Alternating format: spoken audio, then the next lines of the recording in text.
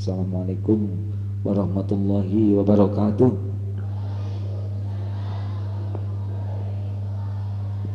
Apa kabar adik-adik?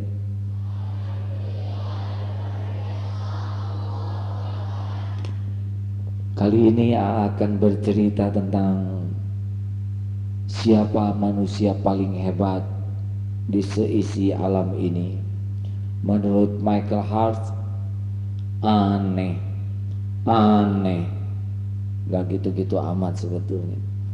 Di dunia ini dari sekian miliar, 6 miliar cuma ada kurang lebih satu juta orang yang hebat.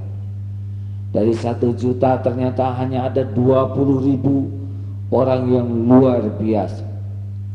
Dari 20.000 ternyata hanya ada 100 tokoh yang paling dahsyat pengaruhnya, sampai dia diikuti dan merubah dunia. Siapa dia? Hitler, Alexander the Great, John Dalton. Ternyata the first and the best is Muhammad, nabinya umat Islam. Wah, goncang dunia. Kenapa Muhammad? Coba saja sekarang cari manusia yang pengaruhnya begitu dahsyat. Dengar saja di dunia ini. Di Amerika, Allahu Akbar, Allahu Akbar. Disambut di Eropa, Allahu Akbar, Allahu Akbar. Disambut lagi di Arabia, Allahu Akbar, Allahu Akbar. Sambut lagi di Asia, Allahu Akbar, Allahu Akbar. Di Australia, Allahu Akbar, Allahu Akbar. Aneh, di dunia ini tiap hari ada orang berteriak, suaranya, nadanya sama, isinya sama. Dan yang lebih aneh sesudah itu, hampir 1 miliar manusia bergerak cari air, cuci tangan sedunia, kumur-kumur sedunia. Saya tidak menyebut ngorong, tapi membersihkan hidung, wajah, kaki, saf rapi. Allahu Akbar. Ruku satu, ruku sedunia. Sami Allahu liman hamidah, Rabbana walakal hamd. Tegak. Allahu Akbar. Sujud sedunia. Mereka mengatakan, ini spektakuler, ini luar biasa. Ada upacara raksasa satu dunia, 5 kali sehari, gerakannya sama, bacaannya sama, bersihnya sama, arahnya sama. Cari sekarang umat mana di dunia yang sanggup upacara sedunia 5 kali sehari. Kristen bisa melakukan itu? Tidak. Katolik bisa melakukannya? Hindu? Tidak. Buddha? Konghucu? Jangankan agama, pasukan paling disiplin sekalipun paling top apel 2 kali sehari, dan belum tentu mandi. Tapi umat Islam sampai mereka sepakat, oh ini orang yang namanya Muhammad dahsyat benar. 1400 tahun lebih sampai saat ini terus sibuk umatnya mengikuti risalahnya. Seperti apa sih Nabi Muhammad? Beliau tinggi, tapi tidak terlalu tinggi dan tidak terlalu pendek. Pas, kurang lebih berapa? 185 mungkin ya. Saya tidak tahu ukuran pasti, tapi yang pasti berjalan dengan orang yang pendek, tidak kelihatan terlalu tinggi. Berjalan dengan orang yang tinggi, tidak seperti yang pendek. Pas, rambut Nabi Muhammad hitam, bagus dan ikal. Wah, Gimana dong rambut saya lurus? Enggak apa-apa. Dan bukan rambut Nabi Muhammad ya. Pernah panjang sampai sebahu, pernah dipangkas sampai habis, yang tidak pernah dicukur separuh-separuh. Rambut Nabi rapi sekali, disisir, kadang diminyaki. Wajah Nabi Muhammad, wow, keren begitulah ya. Sangat cakep. Jangan dibandingin dengan wajah kita. Tekataikan kalau dalam bahasa Sunda ya. Kulitnya putih, bibirnya nanti dibandingin dengan wajah saya. Jadi alisnya bagus sekali. Mata Nabi Muhammad itu jernih dan lebih banyak menunduk. Nabi Muhammad hidungnya mancung, kumisnya hampir nggak ada, janggutnya tebal. Saya sedikit, memang bukan orang Arab ya. Bibirnya tipis, senyumnya manis, dan setiap orang yang berjumpa dengan beliau begitulah ya, saking pesonanya lahir dan batin. Apa yang bisa kita tiru dari wajah Nabi? Oh, Nabi Muhammad tidak berjumpa dengan orang lain kecuali wajahnya dalam keadaan cerah dan senyum. Inilah yang bisa kita tiru. Kalau masalah hidung, kita harus menerima kenyataan. Seetik ewang ya. Kulit begini adanya, tapi cerah, inilah sunnah. Maka mulai sekarang, kalau ingin mengikuti Nabi Muhammad, jadilah orang yang selalu berwajah cerah berjumpa dengan siapapun. Coba cerah.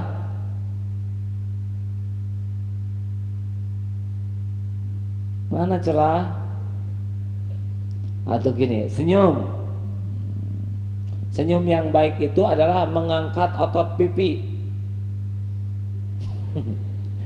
Katanya senyum tuh yang bagus itu agak merem sedikit. Karena senyum sambil belotot nggak, jadi tongki betul ya. Dan senyum yang bagus itu bisa bertahan lebih dari 7 detik. Ya, mulai.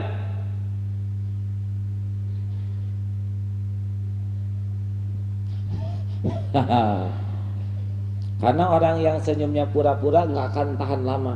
Ya, ya. Biasakanlah menjadi orang yang seperti Rasulullah, berwajah cerah, tersenyum pada siapapun. Nabi Muhammad kalau berbicara sedikit pendiam Nabi Muhammad itu. Tapi setiap berbicara, setiap kata itu jelas, indah, benar, berbobot, jarang bicara. Jadi kalau ingin niru Nabi Muhammad, jangan banyak bicara sia-sia. Makin banyak omong, nanti kalau banyak salahnya seperti Abu Jahal ya.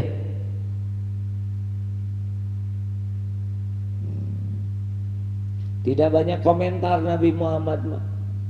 Kalau tertawa, Nabi Muhammad tidak terbahak-bahak, tidak. Nggak ada. Tertawanya tuh senyum, nggak ada terpingkal-pingkal, apalagi sampai telentang, pegang-pegang perut. Nggak ada. Paling top kelihatan giginya. Nabi Muhammad bergurau, ya Nabi Muhammad juga bergurau seperti kita. Tapi guraunya itu tidak pernah berlebihan, tidak dusta, dan tidak sia-sia.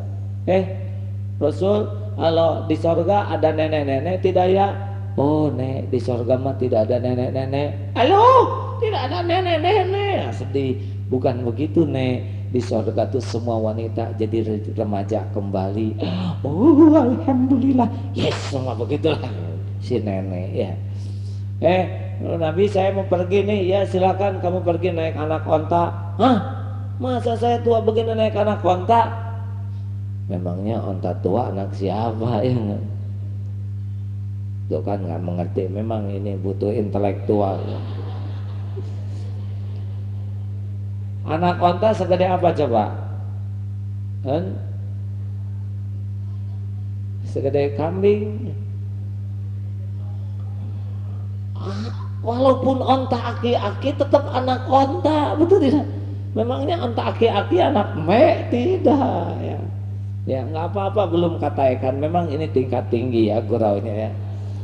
Yang SD belum ngerti nggak apa-apa ya, memang tergantung intelektual. Suatu saat ada juga yang gurau, ya ini Nabi, ini suami saya. Oh, suami kamu tuh yang di matanya ada item-itemnya? Ah, enggak. Masa putih polos ya. Nah ini baru katakan nggak apa-apa ya. Nabi Muhammad bergurau tapi tidak berlebihan. Nabi Muhammad juga marah, tapi marahnya sedikit, paling wajahnya merah. Kalau Nabi dan Rasulnya dianggap tidak adil, maka siapa lagi yang adil? Cuma segitu. Kalau kita kan udah panjang lebar marah, nggak ngerti, betul tidak? Maka orang yang paling sedikit marahnya itu sebetulnya paling enak dalam hidupnya. Tapi paling banyak marahnya, paling capek dalam. Sebetulnya seorang pemarah, tapi sekarang lagi belajar menahan diri. Gelak gitu. Nabi Muhammad badannya gagah. Cereng. Sampai usia 63 tahun tidak buncit, tidak kurus, stabil, atletis. Tidak seperti Aderae karena kegedean itu, tidak seperti Rembo, tapi mantap sekali. Beliau memulai peperangan usia 53 tahun. Kuat. Ada yang pernah ngajak gulat, "Hei Muhammad, ayo gulat sama saya." Ada, ini pegulat orang Badui. Sok. Hari ini gue apes, besok kita lanjutkan. 3 hari berturut-turut gulat tetap dikalahkan. Nabi Muhammad adalah seorang fighter, seorang petarung sejati. Jadi al-mu'minul qawiyyu khairun wa ahabbu ilallah minal mu'minid dha'if. Mukmin yang kuat lebih baik dan lebih dicintai oleh Allah daripada mukmin yang lemah. Walaupun pada keduanya ada kebaikan, ya. Oh ya, keringat Nabi Muhammad harum. Kalau Nabi Muhammad lewat, wah, Nabi udah lewat nih.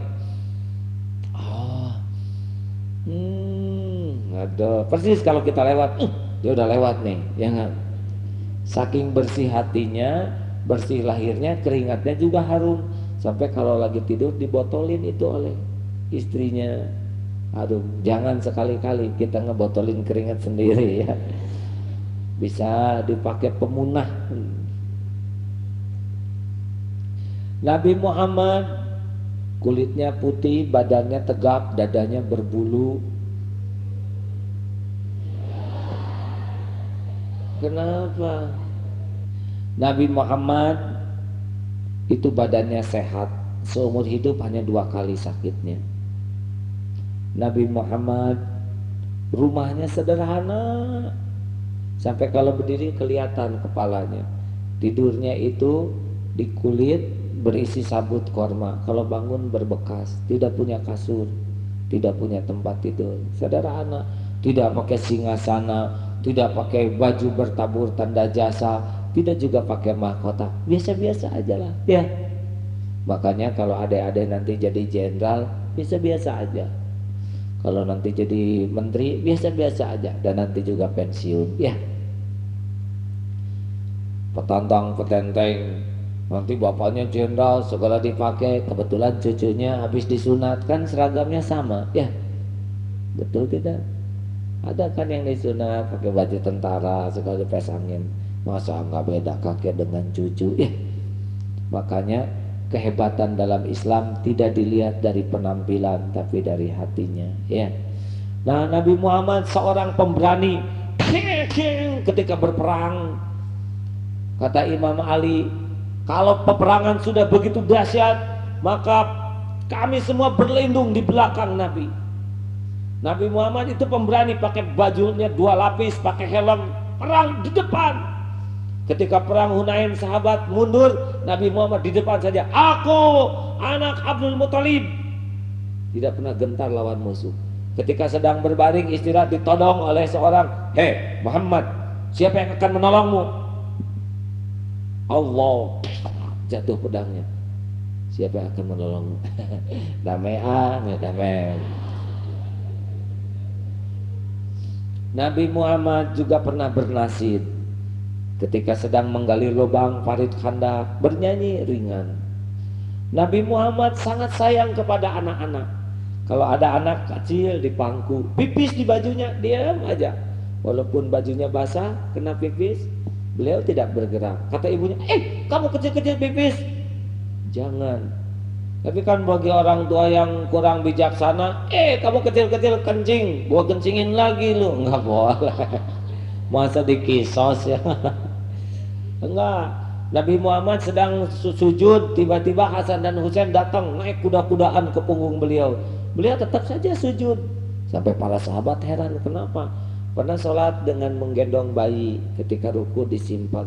Nabi Muhammad sayang sekali kepada anak kecil, sangat ramah, diciumi kalau ada anak kecil. Itu mengherankan bagi orang Arab, sayang sekali ke anak-anak tuh. Walaupun Nabi Muhammad tidak punya anak laki-laki karena meninggal, namanya Ibrahim. Nah, Nabi Muhammad sangat hormat kepada wanita. Beliau tidak mau menyentuh wanita yang tidak halal baginya. Hati-hati sekali. Nah, Nabi Muhammad SAW pemberani, dia baik, rumahnya sederhana, penampilannya sederhana, tapi untanya bagus-bagus. Sebab unta dipakai perang, kuda dipakai perang. Sebab kalau kudanya lemah, ya nggak bisa perang, toleot. Apalagi kalau pakai kuda lumping, ya pasti rugi. Kita yang naik kuda, kita yang capek, ya makin cepat makin menderita. Makanya adik-adik mau naik kuda lumping, perlombaan kuda lumping capek ya. Tahu kuda lumping tidak? Ya bagus. Nabi Muhammad itu adalah seorang yang sangat rendah hati. Di rumah nyapu sendiri, sepatunya rusak dijahit sendiri, habis makan dicuci sendiri. Itu Nabi Muhammad begitu. Mau minum susu, memerah kambing sendiri, dilakukan sendiri. Mau ke pasar, bawa belanjaan sendiri, enggak mau dikawal-kawal. Ini biasa-biasa. Kalau jalan enggak mau di belakangnya banyak yang ngikutin. Rendah hati sekali, sederhana, rendah hati.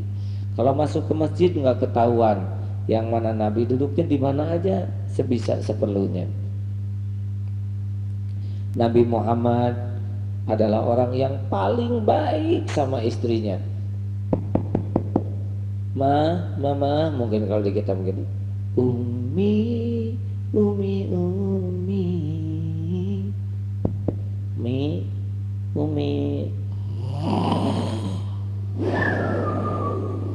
ini istri lagi pulas.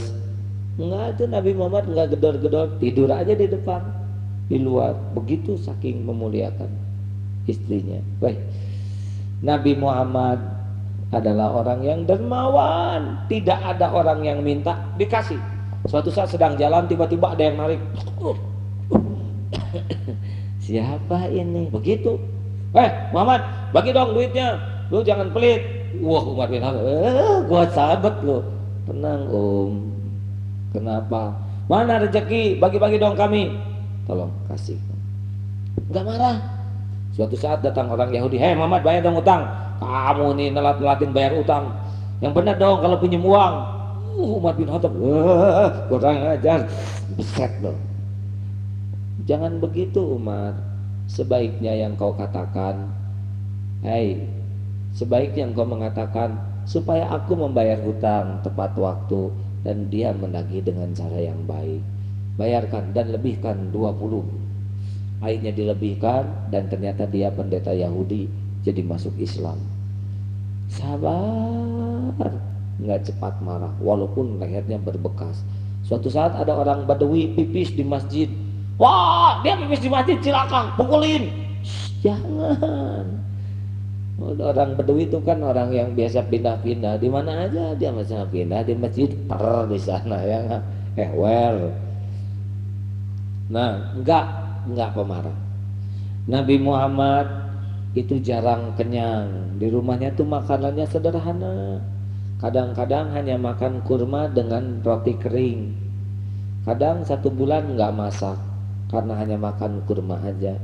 Sederhana, itulah pemimpin sejati. Di Indonesia maunya pamer aja, ya betul tidak? Makanya kita harus membangun remaja yang senang dengan kesederhanaan, ya. Dulu AA waktu SMA, sama remaja nih maunya pamer sepatu, pamer jaket, pamer penampilan, padahal kerja enggak, diantar pakai mobil orang tua, jreng, nanti Bin jemput gue, lagi gelibak. Padahal namanya Acep, ya gue nggak pantas, ya. Dia kan dari Tasikmalaya, betul ya. Yang kerja bapaknya, yang punya uang bapaknya, yang sombong anaknya, lewat, betul tidak?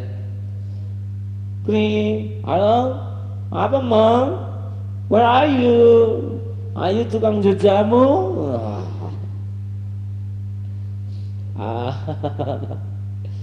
Jangan centil lah, ya, betul tidak? Ada lihat remaja yang centil deh, yang kumasnya kerja belum, sholat nggak bagus, nilai jeblok, gaya, apa yang mau dipamerin ya? Dulu di SMA ada seorang teman, dia bintang kelas, paling pandai di kelas. Naik sekolah naik mobil angkutan umum. Ketika penuh perpisahan kita diundang ke rumahnya, kaget karena rumahnya itu besar sekali. Garasinya aja segala ada, babi, benz, kijang, dulu belum ada, panther, ya, kuda, bebek, pokoknya seperti kebun binatang lah, ya. Lalu kita nanya, kenapa kamu kok sekolah naik angkutan umum padahal kamu segini kayanya? Dia mengatakan, yang kaya kan bapak saya ingin mulia, tidak nebeng kepada bapak saya, maka saya belajar sungguh-sungguh supaya nilainya bagus. Kita mau nilai jeblok, lagu bahasa Inggris 4, ngegayanya minta ampun, ya, lewat. Remaja yang tukang gaya melewat. Karena sekarang budaya orang yang berprestasi bukan dengan topeng yang akan bagus, betul tidak? Ini sorban cuma topeng ini. Extra Just mengatakan, buat apa beli botolnya? Ini biangnya, kan begitu. Atau gimana dong, kalau kita punya kekayaan boleh, tapi dirinya lebih berharga daripada kekayaannya. Jangan sampai jam tangan Rolex, tangannya nyopet, ya. Nah, apa rahasianya kesuksesan Nabi Muhammad? Rahasianya adalah innama bu'itsu liutammima makarimal akhlak. Sesungguhnya aku diutus ke bumi hanyalah untuk menyempurnakan kemuliaan akhlak. Oleh karena itu nih, remaja yang akan sukses yang akhlaknya begini, bukan yang banyak gaya. Setuju? Apa itu akhlak? Akhlak itu respon spontan. Kalau ada apa-apa, omongan pertama dia, itulah akhlaknya. Wih, gile lu. Akhlak dia gile lu, ya. Bu ile, edun, nah itu akhlak. Baru juga lulus, wah, coret-coret, itu akhlak. Ada yang ketika lulus sujud syukur, berterima kasih ke guru. Orang yang sukses adalah orang yang baik akhlaknya, bukan yang banyak hartanya. Demikianlah adik-adik sekalian, jagalah hati, jangan kau kotori, jagalah hati, lentera hidup ini. Assalamualaikum warahmatullahi wabarakatuh.